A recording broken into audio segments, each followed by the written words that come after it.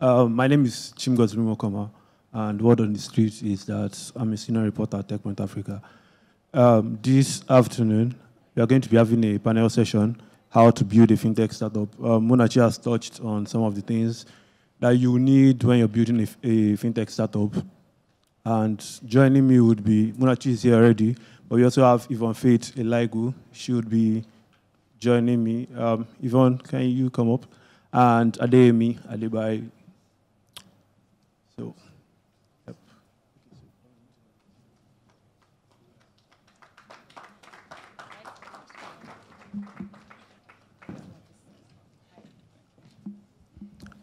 All right, so this is a very balanced panel. We have one founder, we have a seasoned operator, and we have one investor. And the audience is also very balanced. I think there's a healthy composition of male and females in the audience. So this is probably the best place to be at the event. So first question. Okay, I think we should start out introducing ourselves. Yvonne, can you go first? Okay. Hi, everyone. My name is Yvonne Elaigwu. I head operations at a company called OnePipe. We are an embedded finance provider. We make it possible for companies to provide banking services to their customers. All right, thank you. Hi, everyone. Good afternoon. My name is Adeyemi Adegbayi. I work as an investment professional at TLCom Capital. TLCom is an early-to-growth stage VC fund focused on Africa. I think we're one of the largest funds in the continent, and we've been investing on the continent over the past decade. Okay, thank you. So you may be wondering, why are we talking about building a fintech startup? Last year, African startups raised about $5 billion, depending on who you ask, and about $2 billion of that went to fintech startups alone. What that shows you is that there's investor interest. There are a lot of people as well who are building. And I think that trend has carried on to this year. I think for every week, there's at least one fintech startup that is announcing a raise. I mean, they've been dry patches, but what you would have probably seen in the news is that there's like a crunch in the VC market. And a lot of the investors that I speak to also say, yes, that's the reality. But funny enough, you probably will get maybe 100 fintech startups that raise money in a year. And I think earlier, Yinka mentioned that just in Nigeria alone, we have over 200 fintech startups. So how do you think the other 100 plus get the money that they need, get the resources, whatever resources, financial, emotional, if there's anything like that, just how do they get the other resources that they use to build their startup? So that's what we are going to be covering today. So my first question is going to be, I'll direct you to Yemi. Why should anyone be thinking of building a startup, a fintech startup in 2022 or in 2023 if you have plans for that? I think the simple answer is because there are still problems to be solved. And the way I see Africa is, when you look at the VC landscape globally, I think we are babies. There has been VC in Africa at scale for probably 6 years. And then it's still to a point where, even from an investment perspective, we have early stage investors, we have investors at the bridge, there's no one at the growth stage. And then there are a lot of problems. There's a lot of fintech activity in Nigeria. Nigeria is one of 54 countries. When you look at the rest of the continent, there are probably 4 or 5 markets where there's still a lot or some fintech activity. Most of the continent is still very barren land. Interesting statistics I've heard over the past couple of months, years. First, the 2 most underbanked countries in the world, I think, are Morocco and Egypt, both African countries. Egypt is top 3 in terms of size of population in Africa, and also in terms of per capita income, so how much people actually have to spend. But then there are very few people that actually have functional bank accounts. That's a big fintech problem. And there are a lot of countries that don't even have infrastructure. I think in Nigeria, though we don't often like what we have from a regulatory perspective, there are certain things that we've enjoyed which make it easy to build, such as the presence of a switch, which means you plug in and then you can do things as simple as transfers. which don't exist in a lot of markets. And then also we have a central bank that has certain licenses that people can get to move from 0 to 1. It might come at a cost. You might have to partner with people. But in statistics, also in Morocco, I think there are 6 banks. There hasn't been a new banking license issued I think it's in over 6 years. There's not 6 banks. So they haven't issued a banking license in over 6 years. And then there's no clarity as to how people can get new banking licenses. So everyone essentially has to go around this. And these are just 2 use cases. And then in every market, there are problems like this. And this is just around payments. When you go deeper, there are more problems. There's things like super low insurance penetration for different reasons, which I would not jump into now. But essentially, there are a lot of problems across different financial services verticals across the continent, which means people still need to keep building. And that's why investors are here. All right, so basically, there's a lot of opportunity, and so people need to keep building. Yvonne, do you have anything to add? No, so I was going to say that, and I think he just spoke about it a lot more, around the fact that there's still a lot of problem. Like if you get the opportunity to travel to other parts of the world and you see how the solutions are being built, like things just work in certain ways, and you come back home and you see that there's just so much that needs to be done that technology can be used, leveraged to build or even improve. And so that is one good reason to, still build a fintech startup. All right. So when you decide to build a fintech startup or any startup at all, there are a lot of moving parts. So you need to secure the funds that you need to launch the startup, pay your employees. You also need to hire people. And God help you if you've never hired anyone, you have to figure it out on the spot. You also need to, if you're building a startup, you most likely have to interface with regulators. And he just mentioned that Nigeria has it easy in a way, but it's still very difficult. I mean, you could wake up one morning and realize that you just can't trade crypto. Yeah. So those are a lot of things that founders have to consider when they are building their startup. So let's start with funding. Munachi mentioned liquidity earlier in your presentation. So first, how can founders make sure that they have the funding? Because funding is it's important. It's basically the oil that makes sure your engine is working. Without it, you can't even pay salaries. You can't you can't even do marketing properly if you don't have money. So how can founders secure the funding that they need? Okay, for me, I just feel like the first thing you need to do as a founder is you need to ensure that you have a business. And you shouldn't consider your startup a startup if it doesn't have a business. You should be able to create value and retain value. The problem is a lot of us want to build nice ideas, and it's nice. I want to build a lot of nice ideas, but if it's fundamentally not a business, there's no business with you building that business. So I think if you don't have a business that actually can create value, you should first of all forget about funding, because you're just building your hobby. And we know the thing about hobbies is you self-funded. You have to fund it yourself, And once you have that figured out, you have a business that is actually creating value, you can now proceed to an investor or a bank, or you can take a loan, And I tell people that equity is the most expensive form of funding. If you are sure of yourself, if it's sure for you, let me put it like that, go and take a loan from the bank, because then it is sure for you.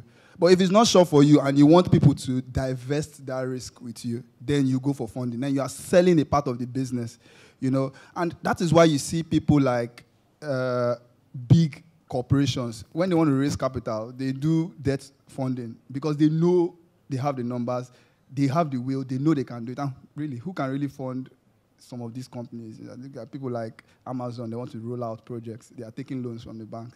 You understand? So funding, you should think about funding as you being able to build a business that works. After you build a business that works, then you can now look at whether you want to sell equity or you want to sell debt.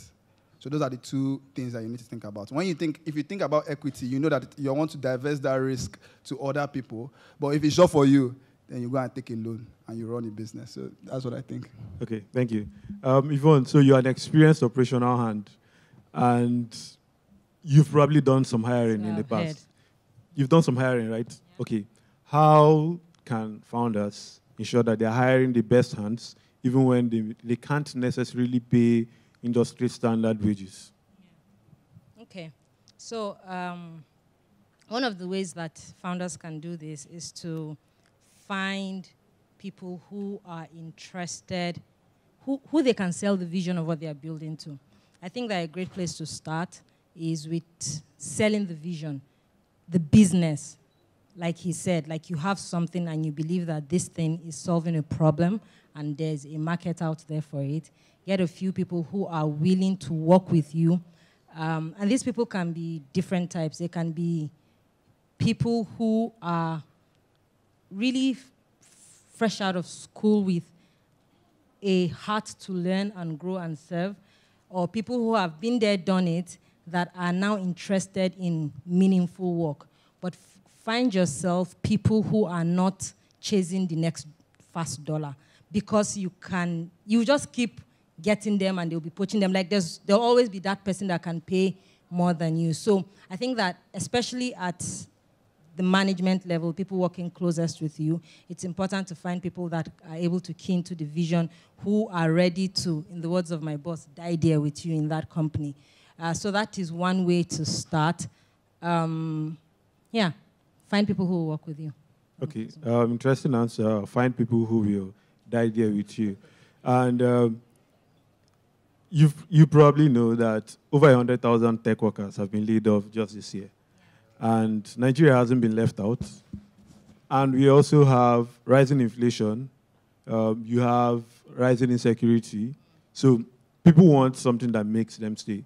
And a vision is nice, but at times, your vision cannot feed you, and your vision cannot keep you safe.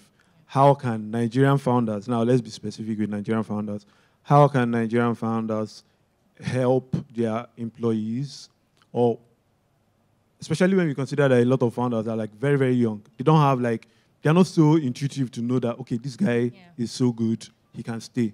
So how can that founder who is so young and is building a business, like Munachi said, how can he ensure that he's also hiring people who are of the same mind? Yeah, I think that founders are doing it somewhat today. The concept of employee stock options is quite popular in the Nigerian fintech market. Almost every startup offers you stock options.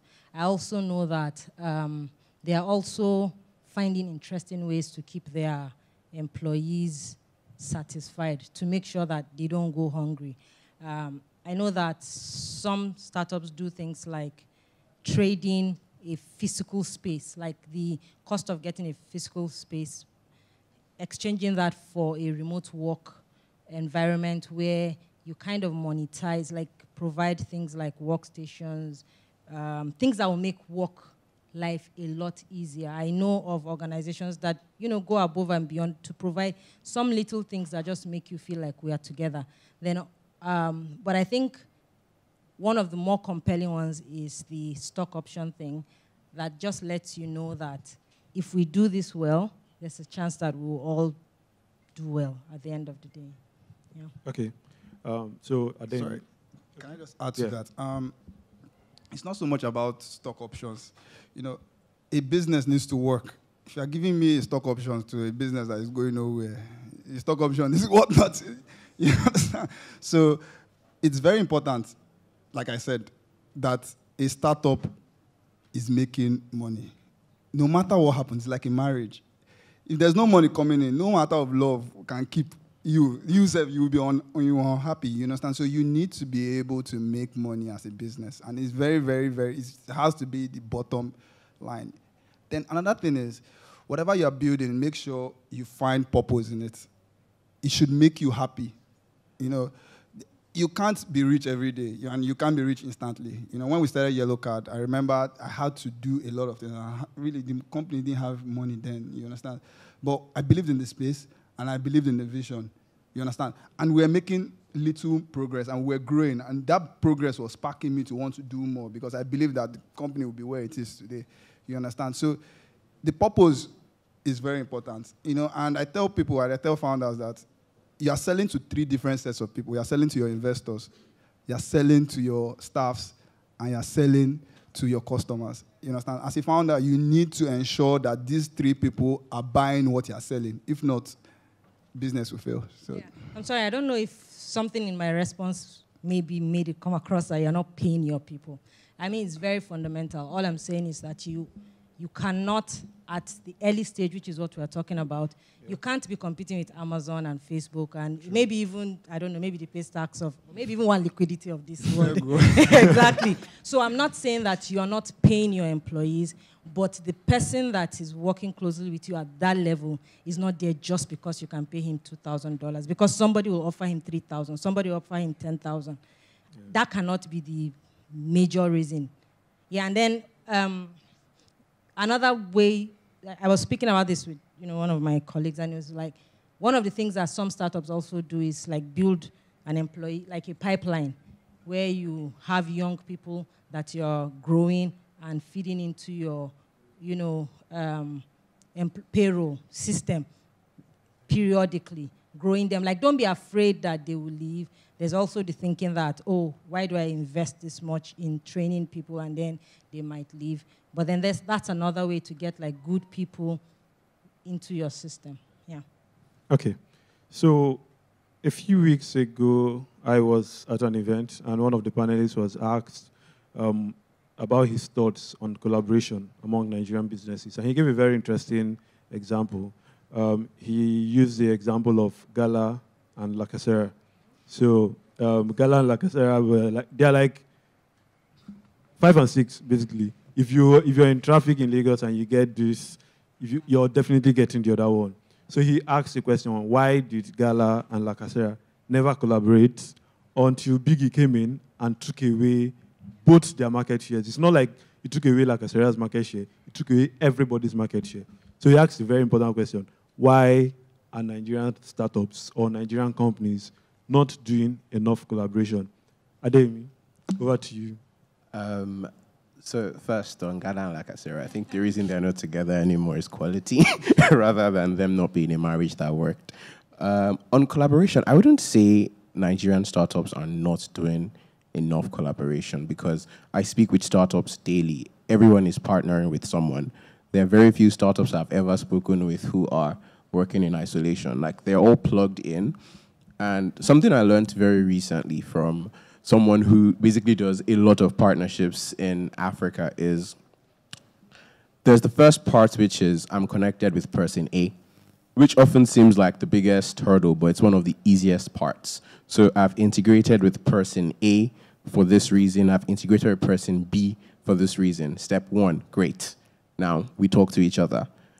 For example, if person B's role is selling my product, there needs to be enough reasons for person B to push my product. And it sounds very simple. You see a lot of decks with a lot of logos on them saying we're partnering with these 10 people, but then those people are not affecting the bottom line.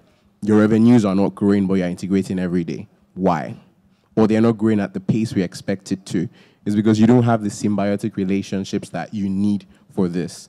If I was company X, I'm going to avoid naming companies, and I have 100 or 1,000 companies integrated into me, and I have a requirement, or you need me to push this product, I can push only so many products to my users. I will prioritize people that I see value in. The person I was talking about, he said something similar, that you grow up and your parents tell you came second. The person that came first, does he have 2 heads? 2 heads, exactly. So we grew up being very competitive. Exactly. And it plays out in the workplace. And it's quite difficult, because if you are in any other market, everybody wants to help you. What are you doing? Amazing. I know a guy that does A, B, C, D. I know a regulator that does, in Nigeria, everybody wants to be in the middle and ensure that they are making something. And that is the biggest problem you will face. So as a startup, man, you just need someone, and you really need someone that will believe in you. You know, you really need a partner, a company that will work with you without strangling you. You understand? And that is where you would find the most opportunity, you know. And you need to also keep coming to conversations like this, meeting people. Don't be shy.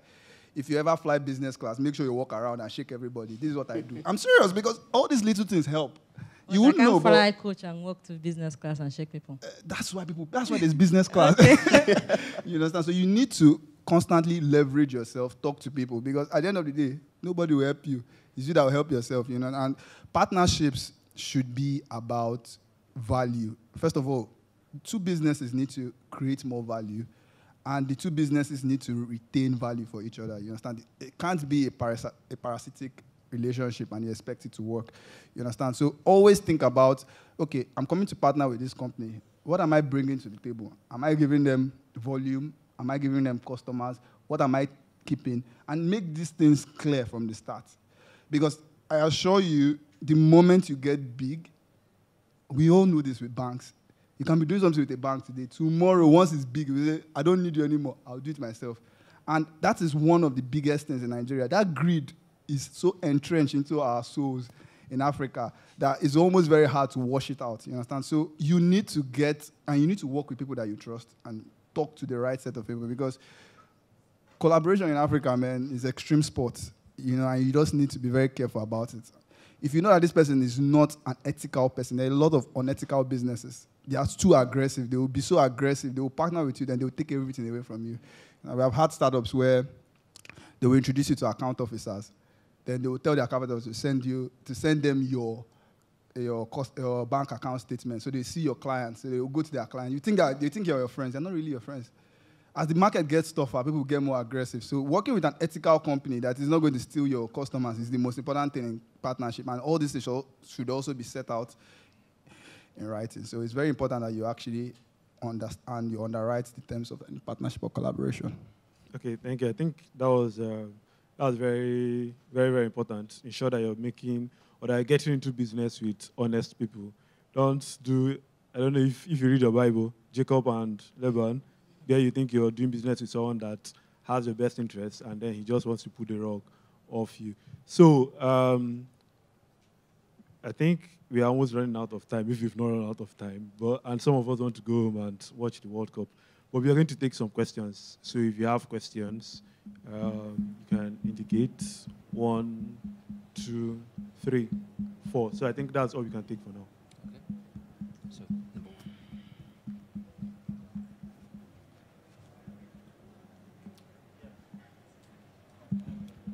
Good afternoon, everyone. My name is Tunde Akindemo. I have a couple of questions. From the title of this panel, it says, building a fintech with limited resources.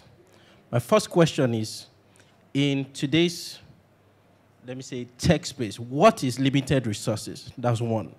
Secondly, a lot of people probably here might not want to go into fintech, but tech startup generally. What is your background? Do you need to come from a technical background to start a tech startup?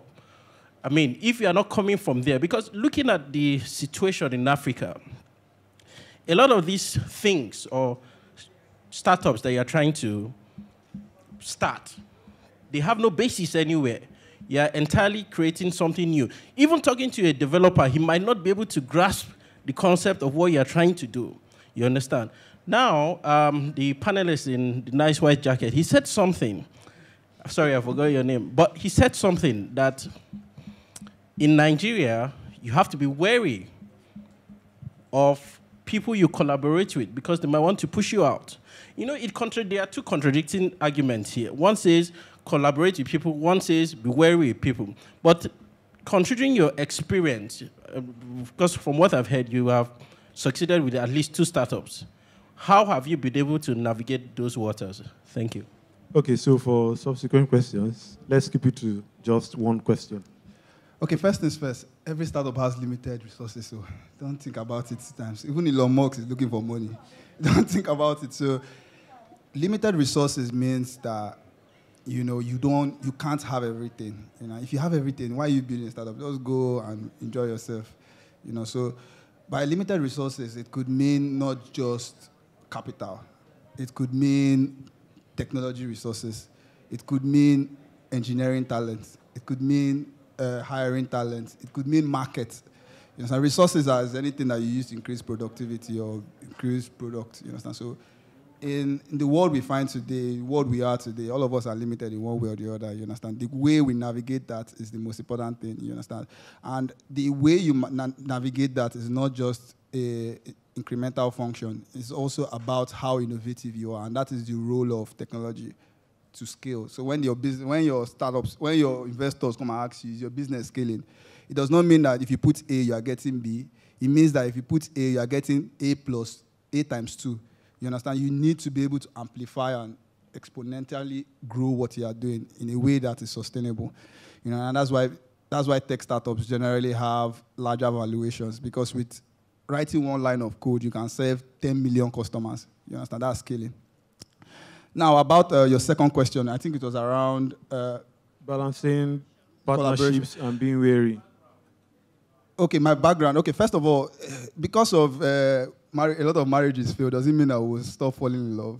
Still, it's kind of the same thing, you know. You just need to find the right partner, you understand? And the partner that you find is going to want to help you get to the next level. You know, I think for me, the most important thing is I try to understand or know why I'm going into a partnership. What you have to gain is the first thing I try to understand. And one thing I've come to realize is when many people go into partnerships, they only think about themselves. You know, I want to grow my business. I want to work with you. Have you asked yourself, what is Zenith Bank going to gain from working with me? You understand? Is this significant enough? And if my business scales to a place that I'm making so much money, would Zenith Bank want to take that value from? Sorry for calling names, but I'm just using that. Please, you understand? Would they want to take away that value from me? You understand? So knowing the people you work with and understanding what they have to gain will be the first step to doing it. And at the end of the day, everything is in the hands of God, man. No relationship, nobody that cannot change. You understand? You just need to be very careful and have your terms written in ink. You understand? I also have the measures that you take. You understand? You are not supposed to do this, this, and this. You know, and just to add to that, there are many times that I've seen a lot of startups, and this is very, very important for people that collect capital, especially, for instance, if you think about a Coinbase investing in a local exchange. You know, you need to understand why they are investing in your exchange. Some of these businesses, they will invest in you and still come and compete with you. You know, I've had that experience clear. You understand? And it happened, you'll be forced to even return their money back, because what's the point? You invest in me, you collect all my data, you collect all my customers' data, then you go into the same market with me. What's the point of investing in me anymore? You understand? And that is one of the biggest challenges you are going to face as a small guy. You understand? So you need to also hold your ground and set your terms and only work with people that are willing to grow with you and willing to invest, not just capital, but invest in you as a person and as a business. Okay, so we have a second. I think there was someone in front here, right? Okay, so we'll come to you. So let's start from people closer. Okay, thank you. Good afternoon, everyone. My name is Munachi Ogueke-CEO and I'm from Cadre Solutions. Yes, my question will be quite directed to the Oneliquidity CEO. From experience, actually, I don't reside in Lagos. I'm from Osun State, and I drove down here this morning, actually, to solve one problem. We are building a fintech solution. Myself and the other co-founder, we have a tech background. Although in recent times, I've shifted my own ground to focusing more on the product. And, you know, along the line, I have to learn a whole lot of things that relate to, you know, the fintech space and FX and the like of it. So, yes, we needed, let me say, we felt we need to have a co-founder that has domain expertise in what we are trying to do. But I must say that has proven quite difficult to, you know, so I want you to quite shed some light on how to, however, not that we haven't discussed with one or two persons, but we are able to, you know, deduce some things at the starting, you know, point that we could or could not be able to work with people like that, because it's not a kind of management or an employee issue. It's a co-founding stuff. So thank you. I think you should use this opportunity to share what you're doing as well. So everybody. All right, good. We are trying to, we are trying to build our marketplace. We are trying to digitize Bureau de change in Africa. We want people to, we are trying to build a layer whereby you would not necessarily need to be an Hausa Malam, to hold currencies, multiple currencies, and exchange it. However, we want to make it also easier for people to, to pay anyone around the globe. However, making it very simple for users, to receive funds from anywhere. But beyond that, the marketplace technology is what we are trying to, put in place very properly. Thank you.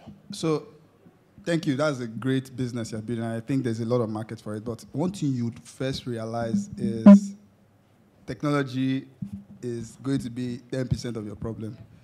You would quickly realize that because there's so much technology out there. You understand? The most important thing, and I tell people, is do you have a business? Technology is an enabler. It is not a business. You understand? It is never a business. There's no business that is called technology. You understand? When you build a business, then you use technology to package it and redistribute it. So having, and you don't even need necessarily, there's nobody that has monopoly of knowledge. You need to understand intrinsically what you are building.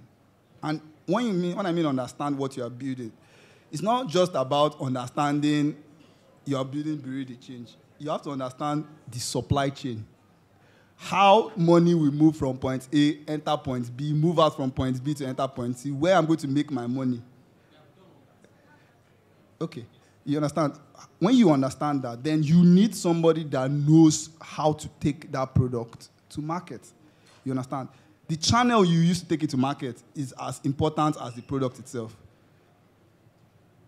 There are certain products that would never work if you just do them on Google Ads. Like, you would hardly ever use a bank that you just see on Cartoon Network. You feel like, why will I bank with people here? You understand? The channel you use to distribute your product, the first set of customers that you have are the people that are going to define your product for you. Because at the end of the day, you don't even really know what you're building. When you really know what you're building is when you have built that business and you start making money. Then you understand where the money is coming from. You need to first think, one, the product, two, the channels that you're delivering that value to, and the customers that are the first set of customers that are bringing that revenue, because with them, you now define what your product is. When we started Oneliquidity, we were trying to do 1, 2, 3, 4, 5 things. But one day, I just like, these other things are not even bringing money to, and they're just stressing me. You understand? So understanding what is giving you money, expanding on that, that is the most important thing. And the channel you use to deliver it, who are your first set of customers, will be the most important thing that you all should think about. You understand? So if you want to do that, have you spoken to any Bureau de Change guy? Has he used your platform for a week? Has he called you and told you, this your platform has changed my business, has changed my life, it's making me more money? Remember, they already have a process that works. If for them to come and meet you, that means, or for them to be happy with your product, you need to give them what they already have plus B. If you're not making incremental value, why are you stressing me? You understand? So you should also think about it. I think you don't need with technical expertise, like not a technical founder, domain expertise here. So I think the first thing is whoever this person is doesn't have to be. It could be one of your first 5 people. It's someone that you see that is strong. You give substantial incentive to stay with you from 0 to 1.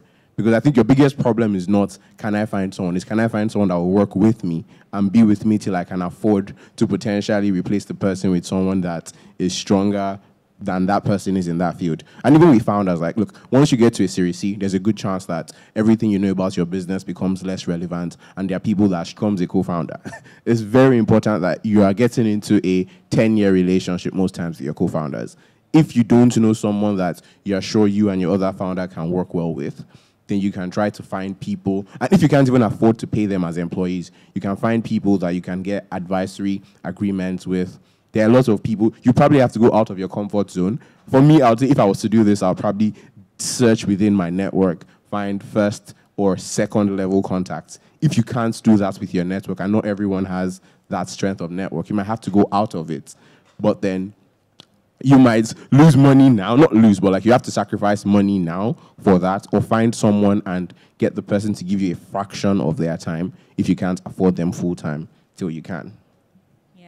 I also just want to add a little to say that in expertise is for your business. Is it someone that understands international payments? Is it someone that understands the compliance around how you move money within countries, movement of money in, movement of money out? Do you get? So maybe one of the things you need to do is break down what domain expertise means for you, and then begin to find people. Like he said, they can be advisory. But you need to be able to know that your focus as your business is to get customers. You understand? If there's no money flowing in, the person that is helping you get tired too. So, yeah.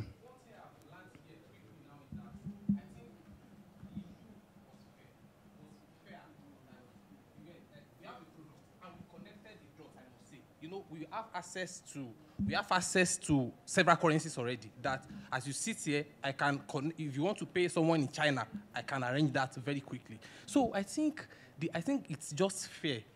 Like what would happen if we get to market and we don't have this backing of someone that has already been, doing it. But you've given me several, options to, that we can still go ahead and, get some people around, whether by paying them or advisory roles and the like. Thank you so much. I appreciate it. All right. So that's 4,000 naira well spent then. So we have someone at the back. Hi, Adeyemi. So I was going to ask, how many deals is TLCom going to be doing this quarter? And how do you think that affects the economy at large in the coming year, actually? I cannot answer the how many deals are you going to do this quarter. But I have one more question. I have one more question. Munachi, I was going to ask, how did you raise liquidity originally? I mean, I thought you tried to address, and is the integration of your APIs,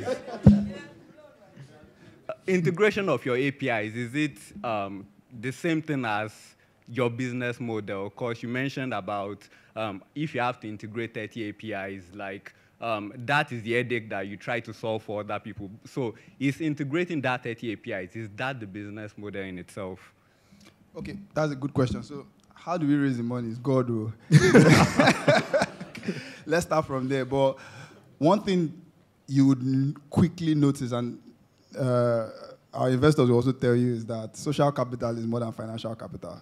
If people know you, people trust you, people will give you money. Elon Musk raised how much? If you want to go and buy, they will never answer you like, you're never serious. Trust, building a brand, and the more businesses that you have built that succeed give you leverage to build others. You understand? I think for us for me at Oneliquidity, one thing is we have been I don't want to say OG, but we have been in the space for a while. A lot of the people that know us are the people that have been here a while too. So we have interacted with a lot of people. And we have been able to integrate directly into not just local partners, a lot of international partners. And these people want to build in Africa, but they don't want the exposure or they don't know how to enter. And so in the West, collaboration is how they thrive. They are ready to take a small bit, just a tiny bit, and ensuring that value is flowing, you understand? And working with those people has really helped us to build out the base, and we are still building out. We are still trying to raise capital and stuff, more capital, because obviously, the more we build, the more demand we will have. So we have spent a lot of time in that process, you understand? But it's a process that helped a lot with being successful in one or two other businesses and taking that leverage and telling them, look, we have done A, we have done B, we have made this, we have made C.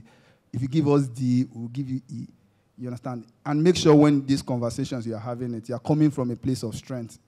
To be honest, VCs are the most aggressive people. And one thing you should realize is that these people don't really have money. They don't really have that much money. When you actually come down to it, they are not that rich. You probably make more money than they would. So they too are looking for opportunities. They're even looking for opportunities more than you because they are risk failure. They will probably invest in 10 and maybe only one will succeed. So they are trying to optimize those odds, you understand? So don't always depend on getting VC money. Depend on your ability to make money for yourself, build a sustainable business. And trust me, if you take a sustainable business to any VC, he will be the one begging you that when are you taking my money? And you set the tone, and you want to set the tone. That's the most important thing. Or am I lying? So I will address what you said earlier, but let me start by answering the first question. So in terms of how many more deals would we make this year, I can't give you an answer to that because we don't enter the year saying we're going to close this year with 5 deals or with 10. We have dry powder. We are fundraising our Fund 2 with target size of 150 million. We have done first close and we've started investing from it. We've done 3 deals this year, 2 of which were Series A's that we led. So we're still actively looking at deals and making these deals. So it's a case-by-case basis, essentially. Then to what you've said, I think first, there are certain things that we need to understand. First, there are some businesses that are VC businesses, and there are businesses that are not VC businesses. VCs know what they're looking for when they invest in businesses. Your business can get to certain metrics, and then some VCs would flood in because of that, but then that's not a VC standard. So there are VCs that would flood in irrespective of where your business is at.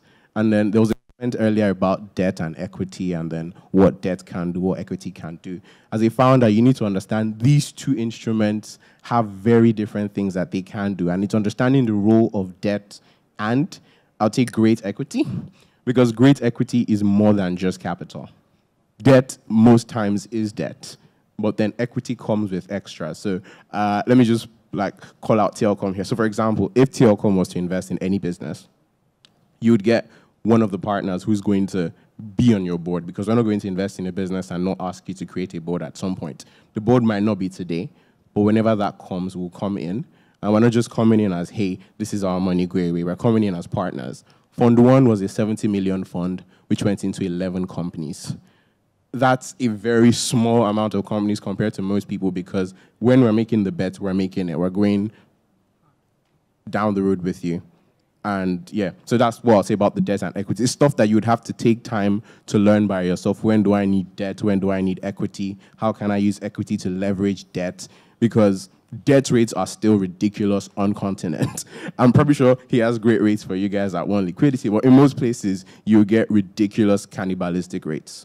And just random data. Even if you looked at the mortgage rates in the US, they're complaining mortgage rates have gotten to 6%. Except in the US, not here. They're complaining mortgage rates have gotten to 6%. Yeah. 6% is the best mortgage you can ever get in Nigeria. And you get it once in your life. That's NHF. And that's a horrible rate in certain markets. So that's just how you should think about debt. Think about the cost of debt and what you need to achieve, also opposed to equity. And then the good thing with equity sometimes is you can bridge. So, like I said, there are limited resources. To build my business, I need 100 million. That's great. Nobody's going to give you 100 million today. That's why you start with your pre-seed, and then you stagger it. And as you learn and fail, you also figure out better ways to use your capital. There are $10,000 experiments, and there are $1 million experiments based on where your business is and how much capital, equity, or debt you can get access to. Okay, thank you. So I think you have one more question, and that will be it. Yes. Good afternoon, everyone. I'm Joseph. My question is like getting into a class with Yvonne and Munachi. Yeah. So now, I have a firm. I'm about starting. I decided to bootstrap. We have an office. I want to get staff. I want to get people that are even better than me. How do I do it? I know I have to pay. I have zero knowledge in HR, complete zero knowledge. And I don't have a BSc, probably in economics or anything HR. Now, my second question is for Oneliquidity. The liquidity you provide, is it in cash? Like for a business, like the Aboki guide here.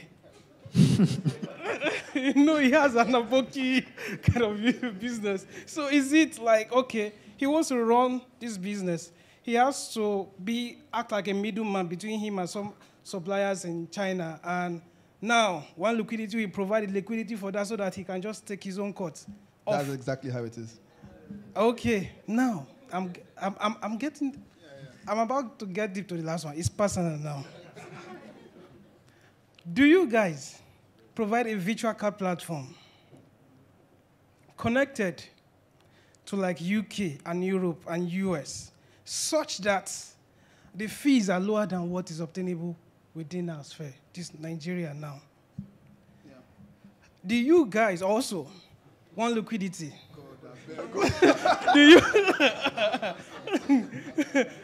can you provide a physical card that works better than UBA? Yeah, we are trying to keep our questions down to like one. Just one question. Yeah, it's one question. It's just one question. This is more than one question. Your one question now has like... why are you spoiling my business now? Leave me. It's physical and virtual. It's just a card question. It's a card question. Sorry. Don't worry. Okay. Virtual bank accounts, US, UK, Europe, virtual cards and physical cards, and that is all. And liquidity to help those. Okay, can I... Okay, cool. So first of all, thank you very much. And yes, we do. So what we want to build is we want you to go and look for customers. We want you to innovate. If you have an idea, let's work on it. You understand? The liquidity, no problem. We'll handle you. But we also have safeguards, we have measures we put in place to ensure that at least we don't throw our money away. Yes, compliance, very, very important. So we always do that. So we front run a lot of businesses, and once they're integrated into us, we essentially take away the need to pre-fund, and the need to have to always be liquid. You can be a business that once you can be doing $1 million and not have $1 million. The only money you have is the money I'm making in profit, and that's fine by you. You understand? And that's how we are integrated to a lot of businesses. As regards to your virtual card and your card question, one thing that I've come to realize is regulation is a beast. You understand? And it is something that you need to figure out. And we all know what happened with Union 54. You understand? Anybody that worked in that space will understand. It's a very, very difficult game because these card schemes have created such a tight monopoly for their business. Remember, these are 100-year-old businesses. They have built their business so aggressively that it's almost very hard to do some certain things. And what they don't want you to do is be a card issuer in US and have customers in Nigeria. They want a new customer. They want everybody in these different countries to work with them. And for us, the reason why we have not rolled out, we tried it the first time. The supplier we use or the provider we partnered with, they had to come down. And the new ones in the market are extremely expensive. We have explored a lot of those partnerships. But what we've come to realize is that it doesn't really meet our specifications as per quality and cost. It's not going to help you make money, and there's really nothing in it. It's just a sofa-head business if you think about it properly. So what we have been working on, the partnerships we are trying to work on are, first of all, partnerships that are sustainable, that we know that in 10 years, this thing will be working, you understand? And two, it's a business that you too can make money from.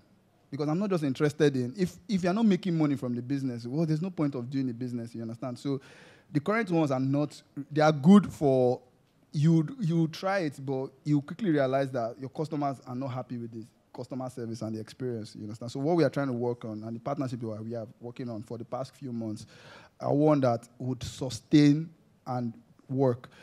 As per virtual cards and virtual accounts, it's something that's going to come in maybe early Q1 because we want to work with the right partners. We want to ensure that the compliance is in place. We don't want to start a business and have to stop it. You understand? So I don't want to promise you anything, but it's coming very, very soon. And and we also want to know more about your business too. You understand, bro? Let me let her go first. Okay. So my short answer to you would be to leverage your social capital, leverage your network of people. One of the things that we have done in the company that I work at is when we have important roles, we depend more on referrals. So speak to people you know, speak to HR people you know, people who have built companies, people who have employed people, people who have had people pass through them. Have conversations, just talk to enough people, create a comprehensive job description of the kind of person that you're looking for, and then speak to your people. if the people in your inner or first level sphere of influence cannot get you like what the kind of person you're looking for, then let them speak to their own people. Just put the word out there and leverage referrals. That way, and then you can also have people who have done this before. If you have like a HR person, somebody I know that is good at HR, can sit in conversations when you're trying to pick, your candidates and everything. But at this level where you cannot go to LinkedIn and find the person that has done this in XYZ companies and is looking like he's already set, and you just come and say, "Okay, how much are they paying you? 10,000, I'll give you 12,000, come, let's go." Since you can't do that, you want people who know people, who understand their work ethics, and then I would just say leverage your contacts today. So just to add to what she said, one thing you and everybody should know is that there's no skill that you can't learn. Don't worry. There's no skill you can't learn. Anybody can learn to be a financial person if he wants to. There's nobody that was born with knowledge. We all choose to be here today because we are interested in it. And interest is what drives knowledge. The next thing is, when you hire people, make sure you're not just hiring for something that you can learn on your own or something that you can get another person that is close to you to do. So make sure when you hire people, they have significant value to bring, not just in the knowledge space, but also can help you push your business in a way that they have the right connections. And there are certain roles that are very, very critical. For instance, business development. You need to hire somebody that has talked to people before. Because for business development, before you start, if you don't have any connection, you'll just be crying every day. Everybody you talk to will say, sorry, we don't know you. And especially when it comes to B2B or some form of business that needs to interact with people. So always hire for not just the skill, but also for the capital, the social capital that the person has. You understand? The connections that the person has. Those are the most important thing that you should think about. And that's why you see people like when Facebook or when like a big company wants to come into the space, they look for the person that knows the most, and they pick that person. It's not because they want to pay more. It's because they don't want to do the groundwork of teaching the person anymore. You understand? Remember, if it's a teachable thing, just teach the person and let the person grow. You understand? But if it's something that the person needs to add a little bit more value to the business, you understand? Make sure you look for somebody that already has that knowledge. And if it's going to cost you more, that's fine. I ensure that if you're paying A, the person is bringing A plus B. You understand? That is the only way you can retrieve. Remember, employees are also resources. You understand? You need to teach them, and they need to also bring value to the company. You understand? That is the only way. It's not just you paying them. They need to bring in value. They need to bring in more business as well. Okay. Yemi, do you have anything to add? Yeah, so I'll just layer a bit on that. And so there's this concept that people talk about. It's called founder evolution. And it's kind of like as your company grows, you have to grow, and then also the people around you grow. So at a certain point, which is probably where you are now, akin to what I said with you needing to learn about that space, you can have people that will come in, but there's a very slim chance that you would bring in someone that has worked in HR, in 5 companies, in senior roles, and understands all the problems. So you constantly have to learn about that. Down the line, you could be able to afford to bring in people that understand it more than you. So day one, you and your co-founders, you are the head of everything. And then you now look for the low-hanging fruit. So the things that you guys understand probably the least and you can't do anything about. And then you try to find the strongest people for those things then. And then as you grow, you're able to then bring in people for other things that you could be good at, but you're not great at. And that's a way to think about who the next person you need is. As you have an office now, and it's just to fill out the seats. And then so based on what you're great at, you'll be able to identify what these people are or who they are, and then prioritize. You can't get everyone at day one. There are companies that wanted to have a credit function. They couldn't implement that credit function until they got to their Series A or Series B or whatever, because they couldn't afford to bring those people in then, and then they didn't have that expertise. And there are also things that you can delay. So your end product, it's not going to be product one. So think about people that you require for product one, and then use the different tactics that both of them have shared towards like finding those people or towards filling those roles. All right, thank you. So I think this brings us to the end of our conversation.